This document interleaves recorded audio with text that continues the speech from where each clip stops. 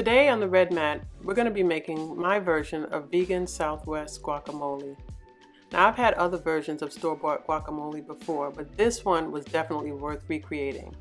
The only problem was that the ingredients were not organic and it did contain corn, which is usually genetically modified unless otherwise marked. So we're going to get around that by using this organic sweet corn. Now it does call for the corn to be roasted, and since we won't be using fresh corn today, I've come up with this technique of achieving the same texture, color, and I'm trying to mimic the flavor of the roasted corn. Now we're going to use a cast iron pan. We're going to very lightly grease it with the oil of your choice, making sure to remove all the excess. We're going to drain the corn, make sure they're nice and dry, well thawed out. We're going to put it down in the pan in a single layer. We're just going to toss it around a little bit until we achieve that nice roasted corn look. Now you do not want to omit this step because this technique really brings out the flavor and the sweetness in the corn, and it gives it that authentic look and texture that we're looking for. So you want to do this ahead of time so that the corn has time to cool before you add it to the other ingredients. So I'm going to get it all out of the pan, and we're going to set it aside and move on to our avocados. Now to unhusk the avocados, you're just going to slice it with a knife and use a spoon to remove the flesh of the avocado. If you see any brown spots or anything that doesn't look that great, just cut it off and get another one. But these look like they're in really good shape. So to remove the seed, you just give it a good whack with the knife and twist, and it should come right out. And you don't want to discard the seed because they are loaded with antioxidants and lots of nutrition and health benefits that you can do your research and you'll find that there's just a ton of benefits to using these seeds. Also put them in your smoothies just like they are, or you can grate them up and dry them and use them for tea. The avocado flesh itself is really good, healthy fat, great for even your cholesterol. It won't increase your cholesterol in a bad way. So I'm going to use the back of a fork and just mash it up very coarsely because it's going to break down when you start adding the other ingredients, so we don't want to mash it up too much at this point.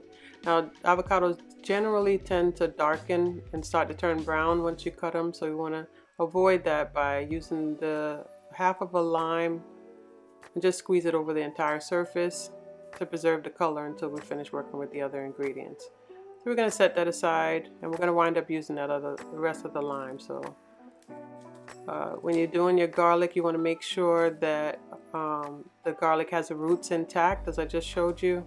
A lot of the imported garlic tends to be chemically processed, and you can always tell because the roots are not there, and it's usually like flat and has like a whitish appearance, almost like it's been bleached. So you definitely want to get your garlic and peel it yourself, that way you're sure that it's safe. Now there's a lot of different ways to peel garlic. If you're doing a large batch, you can put it between two bowls and just shake it vigorously and it'll remove all the peel. But since we're only doing a few pegs for this recipe, we're just going to go ahead and peel it the old-fashioned way and give it a nice fine chop. Now before you get impressed with my knife skills, the video has been speeded up. So you want to go across it and chop it in different directions. You could also use this garlic press. You put it through the top and it'll come out in a nice fine texture out of the bottom of the garlic press. But for our purposes today, using the knife the old-fashioned way works pretty good. We're going to start off using about 3 teaspoons of this garlic. We could always add more later on if we feel like it needs it. Now we're going to move on to our tomatoes. Now these tomatoes, I prefer to use these little tomatoes instead of the big ones because they just have so much more flavor. If you want to take the seeds out, you can feel free to do that. Just cut them in half and just give them a good squeeze. And you want to chop up. I like my tomatoes cut kind of coarsely, just so you can see the nice big chunks in the guacamole. It makes it look more homemade and definitely more restaurant quality.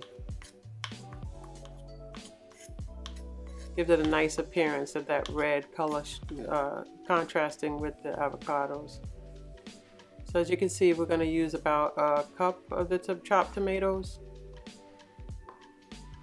I usually don't measure, but just in the interest of showing you generally how much, in case you wanted to try to repeat the recipe as closely as I'm doing it here. We're going to move on to the onions, and I like to use red onions in this recipe. If you don't have red onions, it's fine to go ahead and use the white ones, but I find the red ones have a little more flavor, and it definitely adds a little bit more color to the dish. You want to cut it lengthwise, and you want to turn it around, and you want to cut it across the grain to give yourself a nice fine chop. You want to make sure to keep your fingers folded under so you don't wind up with body parts in your guacamole.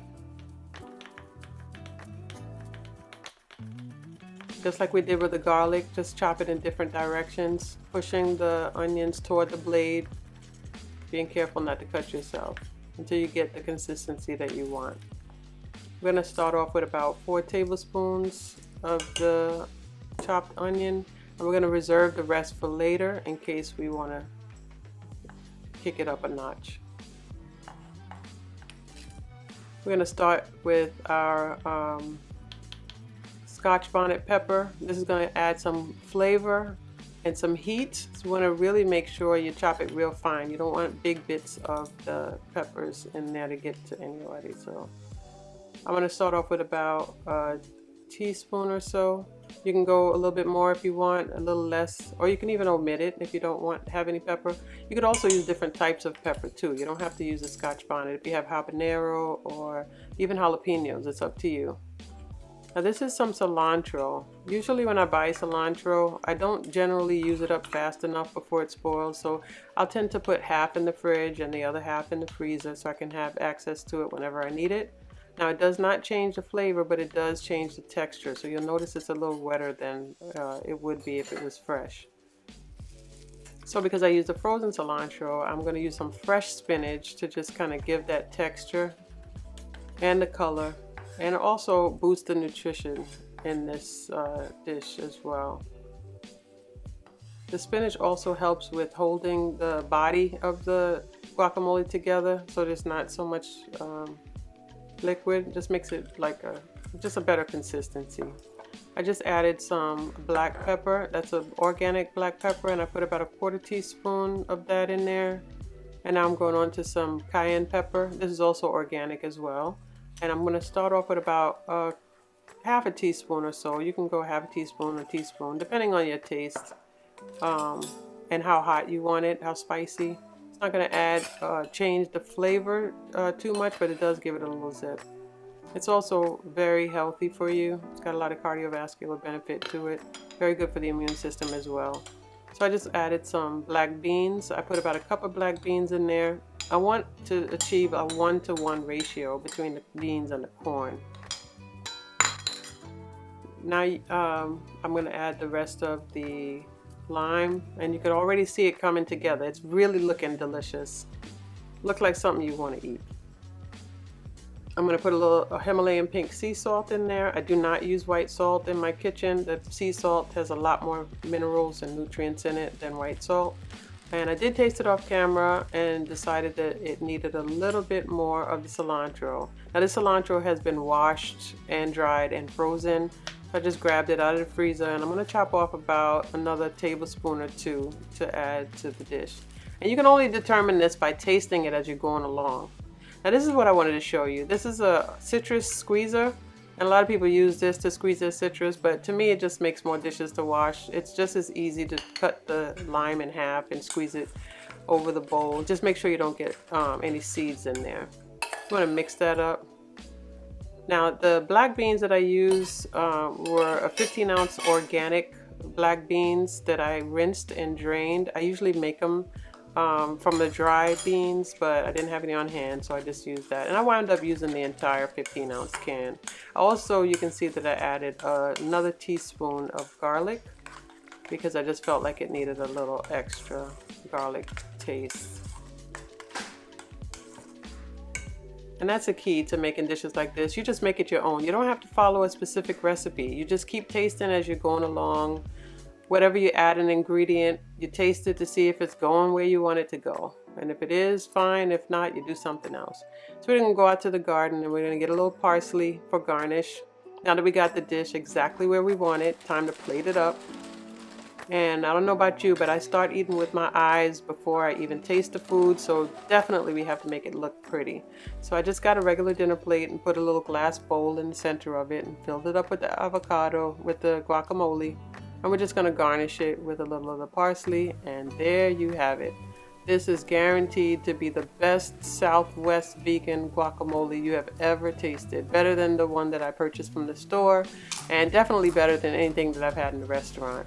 I guarantee you're gonna like this recipe. I hope that you make it and enjoy it. Share it with your family. And if you enjoyed this video, please come back again and join us. Hit like, share, and subscribe, and tap on the notification bell to be notified whenever we upload a new video.